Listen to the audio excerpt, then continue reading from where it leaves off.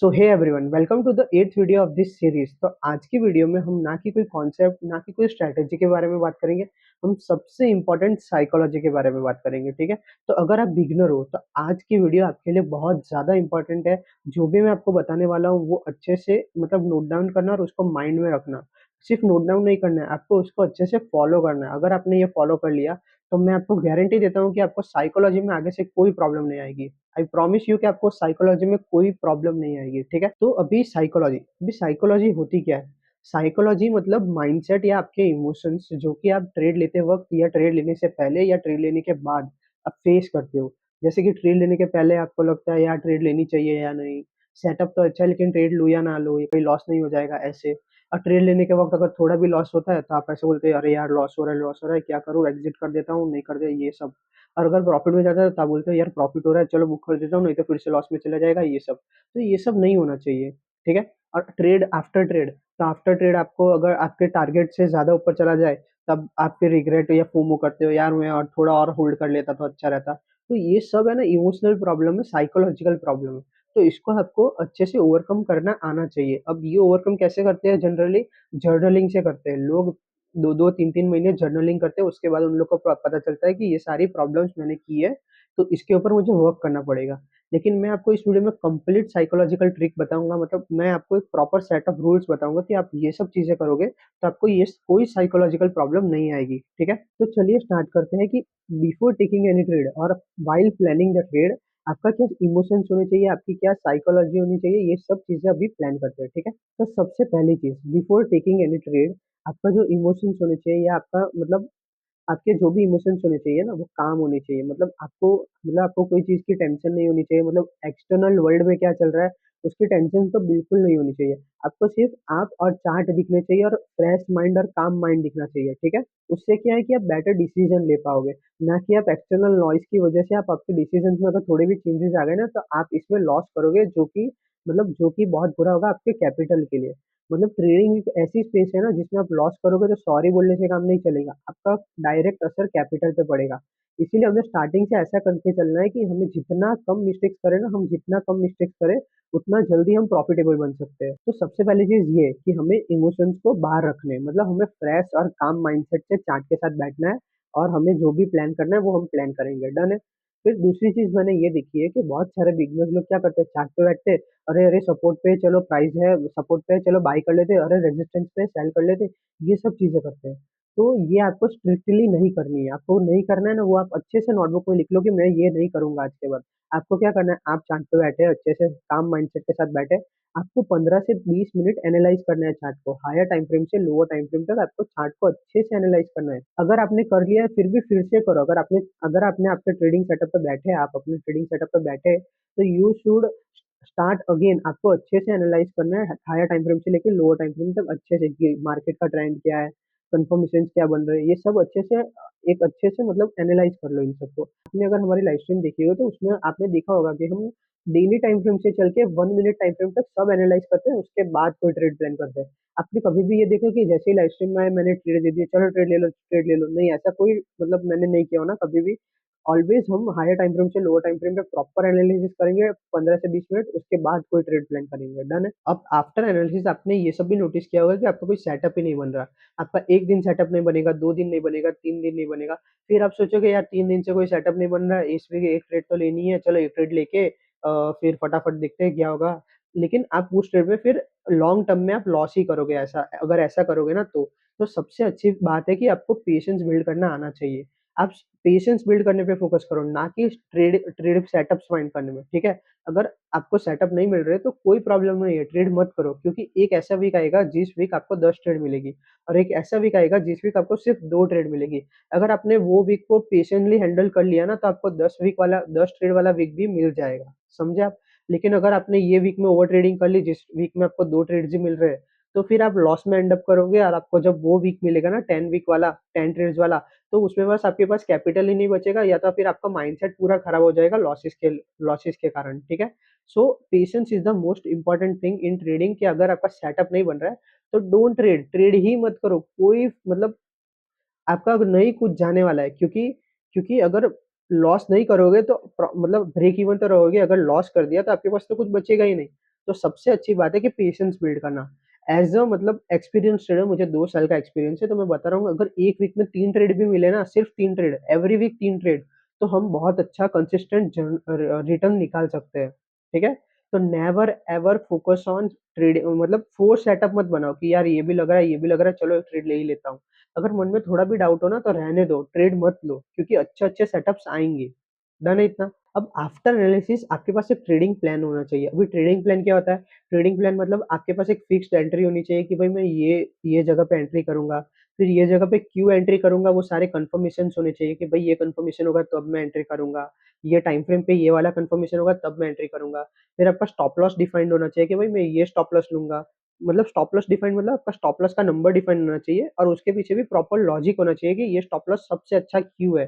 क्योंकि अगर आपने स्टॉप लॉस रैंडमली रख लिया तो टारगेट में मतलब एसएल हिट करके टारगेट देगा फिर और ज़्यादा रिग्रेट होगा। इससे अच्छा पहले से ही आपको आपके माइंड में स्टॉप लॉस डिफाइन कर लेना कि ये सबसे अच्छा स्टॉप लॉस हो सकता है तो मैं ये स्टॉप लॉस के साथ जाऊँगा, ठीक है? फिर टारगेट भी आपका फिक्स्ड होना चाहिए। ऐसा नहीं कि भई अच्छा मोमेंटम आ रहा है तो चलो ऊपर कर देता हूँ टारगेट, थोड़ा और ऊपर कर देता हूँ, थोड़ा और ऊपर। नहीं, ये साइकोलॉजी को बिगाड़ता है। आपको एक फिक्स टारगेट रखना चाहिए, जो भी एक बेस्ट टारगेट हो ना आपके हिसाब से वो टारगेट रखो। फिर रिस्क भी फिक्स होना चाहिए कि भाई मुझे $50 का रिस्क लेना है पर ट्रेड में, तो उस हिसाब से क्वांटिटी मैनेज करो। बहुत लोग क्या करते हैं मैंने देखा है कि क्वांटिटी हाई खोल देते हैं कभी-कभी, कभी-कभी क्वांटिटी एकदम छोटी खोल देते हैं। फिर जब क्वांटिटी हाई खोलते हैं तो उनको लॉस होता है और जब छोटी क्वांटिटी खोलते हैं तो उनको प्रॉफिट होता है। और फिर वो लोग रोते हैं कि यार मेरे 1 ट्रेड प्रॉफिट में गई, 1 ट्रेड लॉस में गई, फिर भी मैं ब्रेक इवन नहीं लॉस में हूँ। तो ये सब आपकी क्वांटिटी के ऊपर डिपेंड करता है ना, आप आपका रिस्क मैनेज करो, आपकी क्वांटिटी मैनेज करोगे ना बिफोर द ट्रेड। मतलब ट्रेड लेने से पहले ही आप ये सब मैनेज करके चलो कि भाई ये क्वांटिटी लूँगा, ये ट्रेड लूँगा, इस ये स्टॉप लॉस के साथ लूँगा, ये सब अगर आप मैनेज करके पहले से प्लान करके चलोगे ना, तो आपके मतलब कोई इमोशंस आएँगे ही नहीं। आपने तो क्योंकि आपके पास सब लिखा हुआ है कि भाई ये क्वांटिटी लेनी है, ये लेना है, तो आपको सिर्फ वैसे ही करना है जैसे आपने लिखा है, ठीक है? आपको एडिशनल कुछ सोचना नहीं है, ठीक है? सबसे पहली बात वो। फिर एक और बात कि आपको जर्नलिंग करनी है। Before before taking any trade आप जब आप एनालिसिस कर लो उसके बाद आपको जर्नलिंग भी करनी है ये सब चीज़ों की, कि मैंने इतना क्वांटिटी डिसाइड किया, मैंने ये टीपी डिसाइड किया, ये मैंने ये एसएल डिसाइड किया। ये सारी चीज़ों को आपको डिसाइड कर देना है और उसको जर्नल में लिख देना है और विद प्रॉपर एक्सप्लेनेशन लिखना है कि ये मेरा टीपी क्यों है, ये मेरा एसएल क्यों है, ये मेरा टारगेट क्यों है, मतलब ये सारी चीज़ें आपको अच्छे से जर्नल में लिख देनी है विद प्रॉपर एक्सप्लेनेशन, ठीक है? अब मैंने देखा है कि मतलब बहुत लोग आफ्टर एनालिसिस कर लेते हैं, फिर अच्छे से ट्रेड प्लान भी कर देते हैं। फिर मैंने देखा है कि जब उनके एंट्री प्राइस पे आता है और कंफर्मेशन नहीं बनते, फिर भी वो ट्रेड ले लेते हैं। क्यों? क्योंकि वो लोग सोचते हैं यार अभी आधे घंटे से मैंने अच्छे से वेट किया है ट्रेड का और अभी कंफर्मेशन अच्छे नहीं मिल रहे तो क्या हुआ? मेरा प्लानिंग तो था ना लेने का, तो मैं लूँगा ऐसा। नहीं, ऐसा नहीं करना है आपको। अगर आपने ऐसा किया, अगर वो ट्रेड में लॉस हो गया तो फिर आपको रिग्रेट होगा। यार मैंने पहले ही बोला था कि अच्छे कंफर्मेशन नहीं थे, फिर भी मैंने ट्रेड ली। नहीं, ऐसा नहीं करना है। अगर आपके पास अच्छे कन्फर्मेशन नहीं बन रहे जैसे आपने प्लान किया था जर्नल में, तो आपको ट्रेड नहीं लेनी है। मत लो ट्रेड, कोई फ़ायदा नहीं है ट्रेड लेने का, ठीक है? क्योंकि आपके पास हज़ारों सेटअप्स मिलेंगे आगे जाके। अगर आपने ये एक सेटअप में लॉस कर दिया तो बाद में आप मतलब कॉन्फिडेंस पूरा गिर जाएगा लॉस की वज़ह से, है ना? तो इससे अच्छा है कि ट्रेड मत लो क्योंकि लॉस कभी भी बेटर नहीं होता है ब्रेक इवन स्टेज से। अगर मैं आपको पूछूँ कि आपको ब्रेक इवन रहना अच्छा लगेगा या लॉस मेकिंग, तो आप ऑलवेज़ ब्रेक इवन को चूज़ करोगे ना। तो इसीलिए ऑलवेज़ अगर आपको एक भी डाउट हो ना ड्यूरिंग द ट्रेड और मतलब बिफोर एनालाइज़िंग द चार्ट, तो आप उसको मतलब हटा दो, मतलब आप ट्रेड मत लो क्योंकि मार्केट में हज़ारों सेटअप्स मिलेंगे। आपको हज़ारों सेटअप्स में से सिर्फ 200 सेटअप्स चुनने हैं जो कि ए प्लस और जो कि आपके अकॉर्डिंग काम करें, ठीक है? After making the trade plan मतलब अगर आपने प्रॉपर एनालिसिस भी कर लिए, प्रॉपर जर्नलिंग कर लिए, प्रॉपर ट्रेड प्लान बना लिया, सब कुछ आपका सेट है। फिर मैंने बिगिनर्स में ये मिस्टेक्स देखी है कि वो प्रीवियस ट्रेड के रिजल्ट पे नेक्स्ट ट्रेड लेते हैं। मतलब अगर जैसे मेरे प्रीवियस 3 ट्रेड लॉस में है, तो मैं इस ट्रेड लेने के वक़्त मेरे को डर लगेगा यार फिर से लॉस हो गया तो। तो ये सब चीज़ें नहीं आनी चाहिए। आपको जभी भी नया ट्रेड लो ना तो आपके पास फ्रेश माइंडसेट होना चाहिए, प्रीवियस रिजल्ट के बारे में मत सोचो, कि यार पहले लॉस हो गया था तो अब भी लॉस हो गया तो क्या करूँगा? नहीं, ये सब मत सोचो। आपके पास एक फिक्स सेट ऑफ रूल्स है ना, तो वो रूल्स को फॉलो करो और ट्रेड लो। अगर सेटअप बन रहा है तभी लो, अगर ऐसे ही ट्रेड ले रहे हो तो मत लो, ठीक है? हाँ, फिर बहुत लोग ये भी सोचते हैं कि यार पहले 3 ट्रेड मेरी अच्छी प्रॉफिट में गई, चलो इस ट्रेड में मैं बड़ा रिस्क करता हूँ और अगर बड़ा रिस्क करूँगा तो बड़ा टारगेट आ गया तो अच्छा लगेगा, मतलब मज़ा आ जाएगा। तो ये भी मत करो, क्या पता उस ट्रेड में लॉस हो गया। अगर लॉस हो गया आपको तो फिर सब खत्म। पहले आपने 100-100 $100 प्रॉफिट किया, फिर एक ट्रेड में आपने $300 का रिस्क किया और $300 का फिर से प्रॉफिट लगाया और वो $300 रिस्क किया, तो एक ट्रेड में आपने प्रीवियस 3 ट्रेड्स का तो लॉस कर दिया, तो आप ब्रेक इवन हो गए फिर से। तो आपकी साइकोलॉजी को बहुत ज़्यादा अफ़ेक्ट करेगा वो चीज़। इससे अच्छा है कि आप अपने रूल्स को फ़ॉलो करो, आपके मतलब प्रीवियस प्रीवियस रिजल्ट को भूल जाओ। पहले जो भी ट्रेड्स ली थी ना उनको सबको भूल जाओ और अभी जो नई ट्रेड ली है ना उसके ऊपर फ़ोकस करो with same rule, same risk management सब सेम। ऐसा नहीं कि पहले प्रॉफ़िट हुआ तो ज़्यादा रिस्क करूँगा, पहले लॉस हुआ तो कम रिस्क करूँगा, ऐसा कुछ नहीं। सारे ट्रेड्स को एक जैसे ही ट्रीट करो इक्वली नो मतलब ऐसा नहीं कि पहले प्रॉफ़िट हुआ तो ज़्यादा और ऐसे हुआ तो कम, ठीक है? अभी ये सारी चीज़ें तो थी कि ट्रेड लेने से पहले क्या करना है। अब हम डिस्कस करते हैं कि ट्रेड लेने के वक़्त हमें क्या माइंडसेट या कब क्या साइकोलॉजी रखनी चाहिए, ठीक है? तो सबसे पहले तो जैसे मैंने बोला कि ट्रेड लेते हुए अगर कन्फर्मेशन अच्छे ना बने तो ट्रेड मत लो, कोई फ़ायदा नहीं है क्योंकि मार्केट में हज़ारों सेटअप्स बनेंगे, ठीक है? डन है इतना? फिर एक और चीज़ मैंने बिगिनर्स में ये नोटिस की है कि जब भी वो ट्रेड लेते हैं, जैसे ही आपने ट्रेड ली और थोड़ा भी ड्रॉडाउन जाए, तो वो लोग डरने लगते हैं, यार ड्रॉडाउन में आ गया, प्लीज़ प्रॉफ़िट में चले जाओ और जब प्रॉफ़िट में आते हैं तो वो लोग हैप्पी हो जाते हैं, प्रॉफ़िट में आ रहा है, अच्छा है, चलो बुक कर लेता हूँ, चलो ये कर लेता हूँ, चलो ये कर लेता हूँ, ऐसा। ये कुछ नहीं करना है आपको। अगर आपके अंदर ये सारे फीलिंग्स आ रहे हैं ना, तो आप एक अच्छे ट्रेडर नहीं हो। क्योंकि एक ट्रेडर कभी भी अपने लॉसेस या प्रॉफ़िट से मतलब उसको फ़र्क नहीं पड़ता है। तो आपको एक अच्छा ट्रेडर बनना है ना, तो आपको कभी भी लॉसेस या प्रॉफ़िट से आपको आपके साइकोलॉजी को अफ़ेक्ट नहीं करने देना है।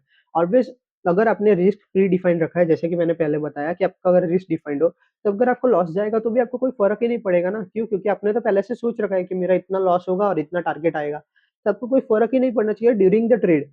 मतलब आपको फ़ियर नहीं होना चाहिए अगर आप थोड़ी भी ड्रॉडाउन में जाइए ना, तो आपको फ़ियर नहीं होना चाहिए, बिल्कुल भी फ़ियर नहीं होना चाहिए और थोड़ा भी पॉज़िटिव हो ना, तो थोड़ा भी आपको ऐसा नहीं लगना चाहिए, यार मैं तो बेस्ट ट्रेडर हूँ, ऐसा-वैसा मतलब ये कोई भी फीलिंग आपके अंदर आनी नहीं चाहिए। यू शुड ऑलवेज़ बी काम ड्यूरिंग द ट्रेड। आपको चार्ट को देखना है, अच्छे से एनालाइज़ करना है और ट्रेड जैसी चल रही है उसको चलने देना है without any external factor in the मतलब ऐसे, समझे? अभी एक और चीज़ कि एज़ अ ट्रेडर मतलब कोई भी ऐसा ट्रेडर नहीं है जिसने 100 ट्रेड ली और 100 ट्रेड विन गई हो उसकी।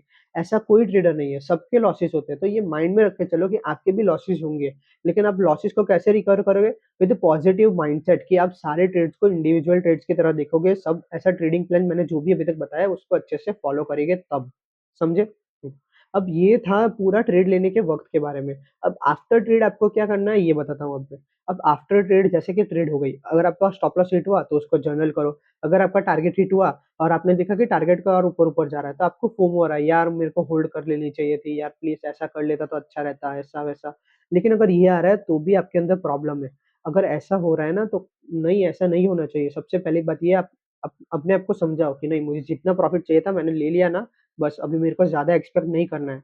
और बस आफ्टर टेकिंग द प्रॉफिट फिर से जर्नल करो कि भाई ये मेरा ए प्लस सेटअप था इसीलिए मुझे प्रॉफिट हुआ, ये हुआ तो नेक्स्ट टाइम जब ये होगा तो मैं ट्रेड लूँगा ऐसे। अभी मैंने ऐसा क्यों बोला कि जितना आपको मिलना चाहिए तो उतना आपने ले लिया ना तो खुश रहो। क्योंकि सबसे इम्पोर्टेंट चीज़ क्या है प्रॉफिट नहीं, प्रॉफिट्स कभी भी ट्रेडर के लिए इम्पोर्टेंट नहीं होता। ट्रेडर के लिए सबसे ज़्यादा इम्पोर्टेंट होता है कि वो अपने रूल्स फॉलो कर रहे हैं या नहीं। अगर आपने एक दिन में सारे रूल अपने फॉलो किए, मतलब आप 1% बेटर हो गए। अगर आप प्रॉफिट्स के पीछे भागोगे ना कि भाई मैंने $1000 का प्रॉफिट किया, तो आप बेटर ट्रेडर नहीं हो। अगर आपने ये एट द एंड आपने अगर ये सोचा ना कि अच्छा आज मैंने सारे रूल्स फॉलो किए, I am proud of my self, तो आप एक बेटर ट्रेडर हो, समझे आप? तो आई थिंक आप ये सारी साइकोलॉजी को समझे होंगे कि before, after and during the trade आपको क्या-क्या माइंडसेट या क्या-क्या साइकोलॉजी रखनी चाहिए।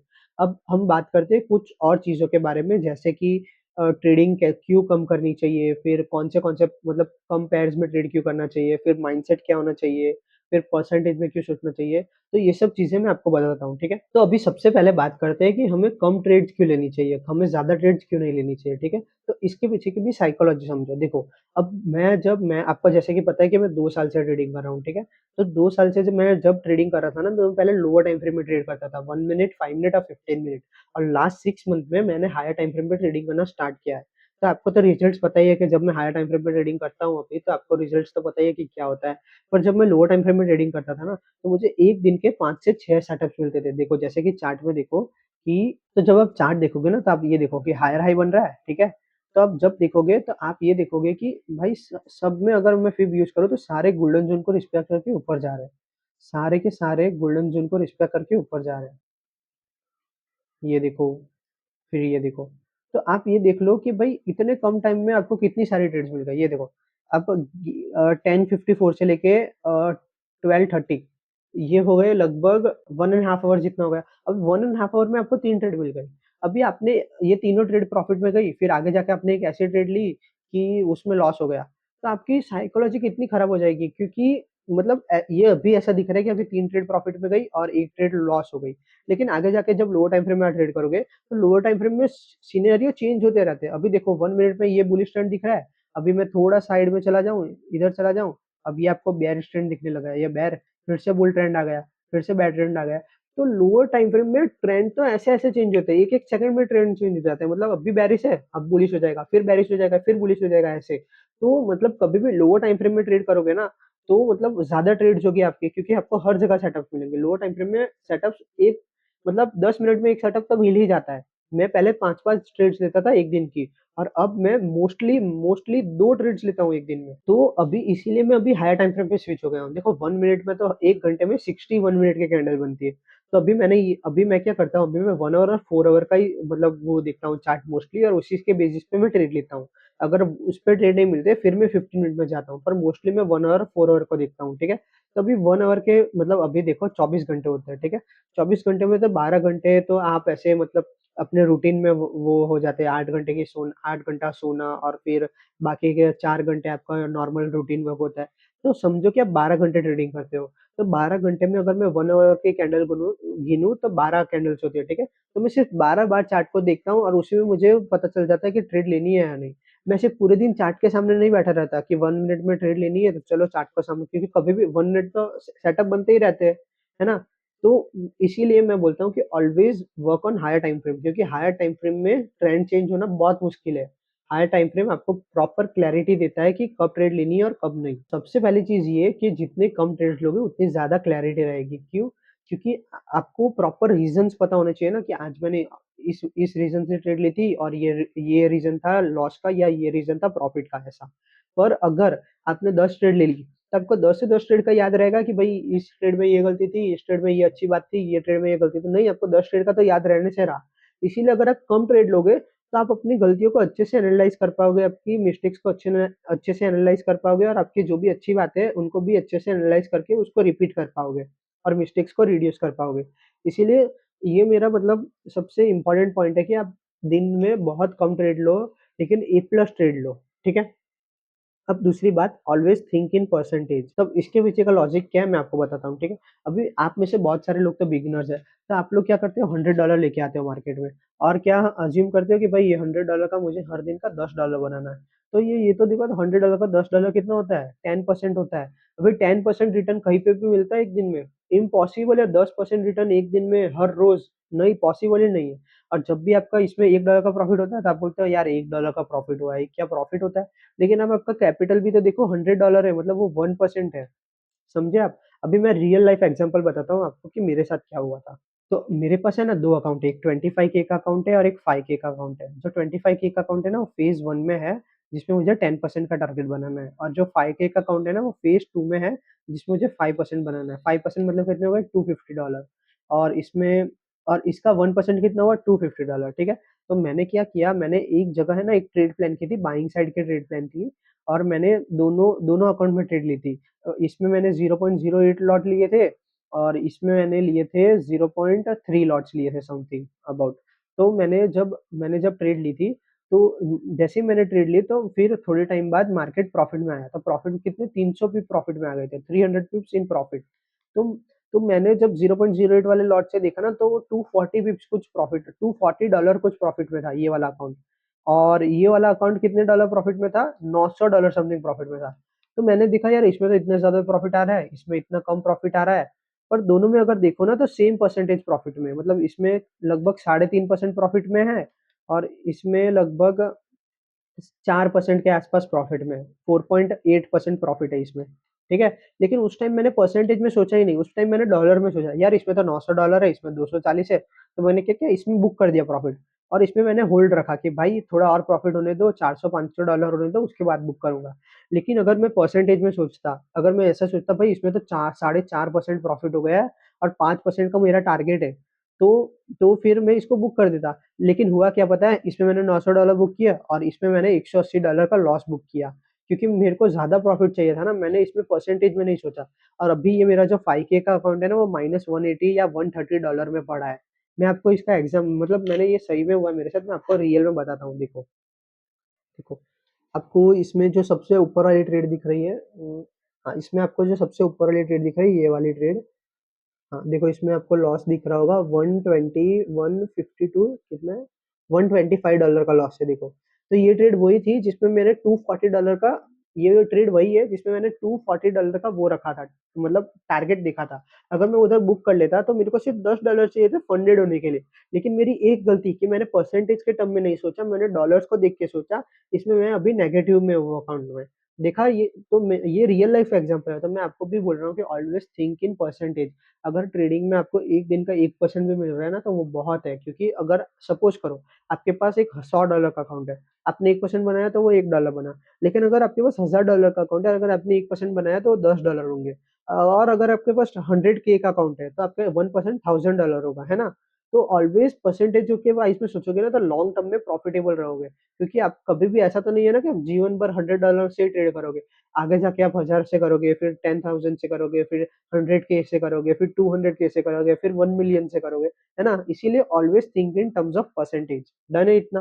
थर्ड पॉइंट ये है कि भाई कम से कम पेयर ट्रेड करो। मैंने बिगिनर्स का ऑफ कोर्स देखा है कि उनका इतना सारा प्लेलिस्ट होता है, मतलब euro USD, GBP USD, gold, Nasdaq, US 30, फिर यूएस ऑयल, फिर हजारों यूएसडी जेपीवाई, जीबीपी जेपीवाई, फिर वो जर्मनी का इंडेक्स होगा, फिर इंडिया का भी इंडेक्स होगा, मतलब हजारों पेयर ट्रेड करते हैं। तो इससे क्या आपका रिस्क मैनेजमेंट अच्छा नहीं रहेगा, क्योंकि सारे पेयर्स अकॉर्डिंग टू मी सारे पेयर्स अलग-अलग तरह से वर्क करते हैं। जैसे कि आप गोल्ड नोटिस करोगे तो गोल्ड एक दिन में 500 या 600 पिप का मूवमेंट दे देता है इजीली। वही अगर आप यूरो यूएसडी में देखोगे तो वो 100 पिप का मूवमेंट भी एक दिन में नहीं दे पाता। वो लगभग वो 50 से 60 पिप का मूवमेंट देता है। और उसी जगह यूएसडी जीपीवाई को देखोगे तो वो 100 से 200 पिप का मूवमेंट देता है एवरेज डेली में, ठीक है? तो सारे पेयर्स अलग-अलग वर्क करते हैं। जैसे कि मेरी जो स्ट्रैटेजी है उसमें मैंने 2 अकाउंट रखे हैं। एक मैंने अकाउंट रखा है सिर्फ स्ट्रिक्टली गोल्ड करने के लिए। आप अगर कोई भी मेरा अकाउंट देखोगे ना तो उसमें स्ट्रिक्टली गोल्ड करता हूँ। और एक मैंने अकाउंट रखा है सोलाना ट्रेड करने के लिए। मतलब मैं उसमें स्ट्रिक्टली सोलाना ही ट्रेड करता हूँ। मैं उसमें और कुछ ट्रेड नहीं करता। समझे आप लोग? तो मतलब आप मैं सिर्फ ये 2 ही करता हूँ और कभी-कभी यूएसडी जीपीवाई करता हूँ। मैं ये 3 पेयर ही करता हूँ। अगर मैं आफ्टर 2 इयर्स 3 पेयर कर रहा हूँ और आप जितने भी बड़े-बड़े ट्रेडर देखोगे ना तो सारे 1 या 2 ही पेयर करते हैं। वो कभी भी थर्ड पेयर की तरफ जाते ही नहीं। तो आप एज़ अ बिगिनर क्यों सोचते हो कि आप ज़्यादा पेयर में ट्रेड करोगे तो ज़्यादा प्रॉफिट अर्न करोगे? ऐसा कभी नहीं होता कि आप ज़्यादा पेयर में ट्रेड करोगे तो ज़्यादा प्रॉफिट करोगे, ऐसा कभी नहीं है। तो मेरी बात मानो कि कम से कम पेयर ट्रेड करो। मैं ऐसा नहीं बोल रहा कि यही 3 पेयर ट्रेड करो। आपको जो अच्छा लगे ना वो सारे पेयर ट्रेड करो, जो वही ट्रेड पेयर करो। लेकिन वो 2 से 3 होने चाहिए। अब बात करते हैं कि अगर आपने ये आठों वीडियो देख ली, मतलब आज का मतलब ये वीडियो तो खत्म है, मतलब that was it about the video. But अभी ये 8 वीडियो देखने के बाद आपको क्या करना है, उसका मैं रोड मैप दे देता हूँ आपको, ताकि आपको फिर आगे जाके प्रॉब्लम ना हो कि क्या करना है और क्या नहीं करना है, ठीक है? तो मैंने आप अज़्यूम कर लिया कि आपने ये आठों वीडियो देख लिए। तो उसके बाद आप हम है ना आपके 4 मंथ लेंगे to analyse yourself. You will analyse yourself in 4 month कि आप एक प्रॉफिटेबल ट्रेडर बन सकते हो या नहीं। आफ्टर वॉचिंग दिस 8 वीडियो आपको एनालिसिस में तो कोई प्रॉब्लम नहीं होगी। मेरे को पक्का भरोसा है कि आप एनालिसिस तो कर लोगे। तब ये 8 लेक्चर देखने के बाद आपको मेरी जो ट्रेड ब्रेकडाउन सीरीज़ है, जो मैं अभी अपलोड करूँगा, जिसमें ट्रेड ब्रेकडाउन सीरीज़, तो उसमें मैं 9 से 10 वीडियो बनाऊँगा अकॉर्डिंग टू जो जो भी मैंने ट्रेड्स लिए ना उसका लॉजिक एक्सप्लेन करूँगा। अभी ये 8 वीडियो में मैंने आपको सिंपली ड्राइंग करके बताया कि इसको ब्रेकआउट स्ट्रक्चर बोलते हैं, इसको ई प्लस बोलते हैं, लेकिन मैंने आपको रियल चार्ट में उतना एक्सप्लेन नहीं किया है।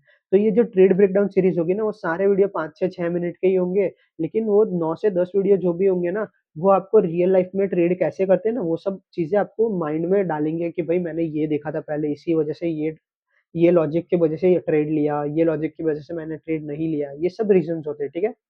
हाँ, तो ये सब रीज़न्स रीज़न्स की वजह से मैं जो भी रीज़न्स की वजह से ट्रेड प्लान करता हूँ, वो आपको ये ट्रेड ब्रेकडाउन सीरीज़ में आपको पता चलेगा। तो सबसे पहले आपको क्या करना है, ट्रेड ब्रेकडाउन सीरीज़ देखनी है, डन। फिर चलो फर्स्ट मंथ में आए, फर्स्ट मंथ में आपको क्या करना है, लाइव स्ट्रीम देखनी है, किसकी? मेरी या फिर राजवी की, हम दोनों में से किसी की भी लाइव स्ट्रीम देखनी है, ठीक है? सबसे इम्पोर्टेंट काम है कि 1 मंथ तक आप हमारी लाइव स्ट्रीम देखोगे, आप हमारी लाइव स्ट्रीम से जर्नल बनाओगे, कि भाई आज ये रीज़न कि भाई आज ये रीज़न से ट्रेड ली थी इसीलिए प्रॉफ़िट हुआ और आज हमने ये गलती की इसीलिए लॉस किया। आप जर्नल बनाओगे ना तो सबसे ज़्यादा इम्पोर्टेंट है कि अभी जो भी दिन लॉस होगा ना उसको अच्छे से जर्नल बनाना और उसमें अच्छे से लिखना कि ये गलती की वज़ह से लॉस हुआ, ठीक है? फिर सेकंड मंथ में आए, सेकंड मंथ में आप क्या करोगे कि आप खुद एक 5K का अकाउंट लोगे और उसमें 0.01 लॉट से ट्रेड करना। 0.01 लॉट से ट्रेड करना और आपने जो पेयर सिलेक्ट किए उसी में ट्रेड करना, ठीक है? ठीक है? या तो 2 अकाउंट खरीदना, एक में सिर्फ फर्स्ट पेयर करना, एक में सिर्फ दूसरा पेयर करना, ऐसा। फिर आप हमारी लाइव स्ट्रीम देखना, मतलब आपको हमारी लाइव स्ट्रीम लाइव नहीं देखनी है, आपको लाइव स्ट्रीम जब एंड हो जाए ना उसके बाद देखना है। आपको लंदन सेशन और न्यूयॉर्क सेशन में आपके हिसाब से ट्रेड लेनी है अकॉर्डिंग टू योर एनालिसिस। फिर आपको हमारे एनालिसिस से मैच करना है कि हमारी एनालिसिस मैच भी हो रही है, मतलब जिस रीज़न से आपने ट्रेड ली है वही रीज़न से हमने ली है। मतलब हम दोनों की मतलब माइंडसेट तो सेम था ना ट्रेड लेते वक़्त। अगर नहीं हो तो फिर वो जर्नल करना कि भाई मैंने तो ये रीज़न से ट्रेड ली थी, बट सर ने ये रीज़न से, मतलब भैया ने ये रीज़न से ट्रेड ली थी। तो दोनों का माइंडसेट सेम नहीं था। तो नेक्स्ट टाइम आप जब फिर वो नेक्स्ट ट्रेड जब लो ना, तो हम ट्राई करना कि जो मैंने रीज़न सोचे थे वही सेम रीज़न आप सोचो। मतलब आप ट्राई करना कि मेरा और आपका माइंडसेट सेम हो जाए, मतलब जो भी रीज़न्स मैं सोचूँ वही रीज़न्स आप सोचो, ऐसा। तो अगर आप वो सब कर सेकंड मंथ आपका पूरा वही करना है। पहले आपको ट्रेड लेनी है, फिर जब हमारी लाइव स्ट्रीम एंड हो जाए, फिर आपको हमारी लाइव स्ट्रीम देखनी है। फिर अगर आपको उसमें से कुछ अच्छा सीखने को मिला तो वेरी गुड, अगर नहीं मिला तो कुछ नहीं, अगर मिला तो जर्नल कर लो, सब अच्छे से जर्नल कर लो।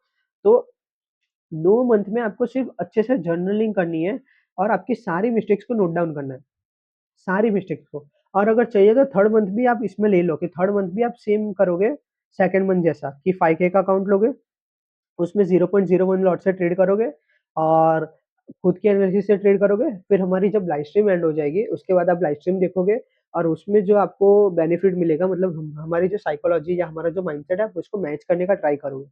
तो 3 मंथ में आपने सपोज़ करो कि सारी मिस्टेक्स नोट डाउन कर ली कि मेरी ये सब मिस्टेक्स थी और ये सब अच्छी बातें थी। तो अब आपको क्या करनी है? अब मेरी बात एक सुनो, अब मेरी बात सुनो। जैसे आपने 20 ट्रेड ली सेकंड और थर्ड मंथ में, सेकंड और थर्ड मंथ में आपने 20 ट्रेड ली। अब मैंने पूछा कि 20 ट्रेड ली, वेरी गुड। अब प्रॉफिट कितनी गई? आपने बोला 10 ट्रेड प्रॉफिट गई। मैंने बोला लॉस कितनी गई? आपने बोला 10 ट्रेड लॉस गई। अब आप पूछ रहे हो मुझे, यार मैं प्रॉफिटेबल कैसे बनूँ यार, मेरे इतनी अच्छी-अच्छी ट्रेड्स मैंने कैप्चर की है, फिर भी मैं लॉस कर रहा हूँ। तो मैं बोलूँगा कि अगर आपने ये 10 लूज़िंग जो ट्रेड है वो नहीं ली होती तो आप प्रॉफिटेबल बन जाते। आप बोलेगा तब गारंटी प्रॉफिटेबल बन जाता। मैंने बोला अगर आप ये 10 ट्रेड छोड़ो, आपने अगर 2 ट्रेड ही लॉस की होती तो आप प्रॉफिटेबल होते। आप बोलोगे हाँ, पक्का होता प्रॉफिटेबल। तो बस यही करना है हमें।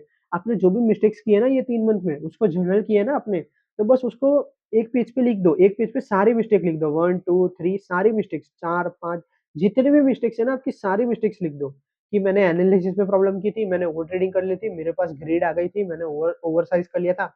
मैंने 0.01 की जगह 0.05 लॉट ले लिए थे क्योंकि मुझे मतलब जल्दी प्रॉफिट करना था या जल्दी अकाउंट पास करना था। तो ये सारी प्रॉफिट है ना, अब 4th मंथ में जब एंटर करो, तो आप अपने आप को एक प्रॉमिस करो कि ये इसमें से जितने भी मिस्टेक्स है ना वो 90% मिस्टेक्स मैं कट डाउन कर दूँगा, मतलब मैं रिपीट नहीं करूँगा। अगर आपने ये 90% मिस्टेक्स रिपीट नहीं की ना, तो फिर आपकी जो भी ये लूज़िंग ट्रेड है वो 10 से सीधा हो जाएगी 0 या तो 1 या तो 2। इससे ज़्यादा मिस्टेक्स, मतलब इससे ज़्यादा लूज़िंग ट्रेड आपकी होगी ही नहीं। तो अपने आप को प्रॉमिस करो कि मैं अब से 90% ऑफ द मिस्टेक्स जो मैंने इसमें लिखा है इस जर्नल में, ये नहीं फॉलो, अगर ये नहीं रिपीट करूँगा, अगर मैंने रिपीट की तो मैं अच्छा ट्रेडर नहीं बन पाऊँगा। ये हर रोज़ खुद को रिमाइंड कराओ, हर रोज़ वो जो पेपर है वो इधर स्टिक कर दो साइड में वॉल पे और हर रोज़ उसको रीड करो। अच्छा ट्रेड लेने से पहले ये मिस्टेक कर रहा हूँ, नहीं कर रहा हूँ ना, चलो ट्रेड ले लेता हूँ। अगर ये मिस्टेक कर रहा हूँ तो ट्रेड नहीं लूँगा, ऐसे। तो ये जितने भी मतलब आपने मिस्टेक किए ना, हर कंसेक्यूटिव मंथ में, जैसे 4th मंथ में आप ऐसा प्रॉमिस करो खुद को कि 90% मिस्टेक्स मैं कट डाउन कर लूँगा। फिर 5th मंथ में एंटर करो, फिर प्रॉमिस करो कि रिमेनिंग जो 10% मिस्टेक्स थी ना उसको फिर और कट डाउन करूँगा। ऐसे करके-करके अगर आप देखोगे ना एट 6th मंथ आप देखोगे कि आप प्रॉफिटेबल हो जाओगे, क्योंकि आपने जो विनिंग ट्रेड्स होगी वो 10 होगी और जो आपकी लूजिंग ट्रेड्स होगी ना वो 0 होगी या तो 1 होगी या तो 2 होगी। इतनी कम लूजिंग ट्रेड होगी। जैसा कि आप लाइव स्ट्रीम पे भी देखते हो, हम जो ट्रेड लेते हैं, उसमें लूज़िंग ट्रेड कितनी कम होती है। या तो 1 होगी मैक्सिमम या तो 2 ट्रेड होती है मैक्सिमम लूज़िंग ट्रेड। बट हमारी जो विनिंग ट्रेड होती है वो 8 होती है या 10 होती है। इसीलिए मैं आपको बोलता हूँ कि ऑलवेज़ एनालाइज़ योर मिस्टेक्स और वो मिस्टेक्स को कट डाउन करते रहो। तो आई होप आपको एक रोड मैप मिल गया होगा कि how can you be profitable after following my series. वो 8 लेक्चर देख लिए, उसके बाद ट्रेड ब्रेकडाउन देख लिया, उसके बाद लाइव स्ट्रीम देख ली, उसके बाद खुद के ऊपर वर्क करना है, खुद के ऊपर वर्क करते रहो, खुद के एनालिसिस के ऊपर वर्क करो, खुद के मिस्टेक्स के ऊपर वर्क करो, खुद के और अच्छा एनालिसिस करने का ट्राई करो, ऐसा सब ठीक है। कि आपको ये साइकोलॉजी वाला सेशन अच्छा लगा होगा। मैंने पूरा एकदम अच्छे से आपको एक्सप्लेन करने का ट्राई किया है और अगर आपने जो भी मैंने इसमें बताया अगर वो आपने अच्छे से सीख लिया ना, तो आई गारंटी यू कि आप प्रॉफिटेबल बन ही जाओगे। विदिन 5 मंथ आप प्रॉफिटेबल बन जाओगे। मुझे 2 ईयर लगे प्रॉफिटेबल बनने में, लेकिन आपको 6 मंथ लगेंगे प्रॉफिटेबल बनने में। एग्ज़ैक्टली 1/4 ऑफ दैट टाइम आपको बनेगा प्रॉफिटेबल बनने में। तो आई होप आपको ये सब अच्छे से समझ आया होगा। That was it for the video. Keep supporting me और कमेंट में बता देना कि how was this video and till then good bye.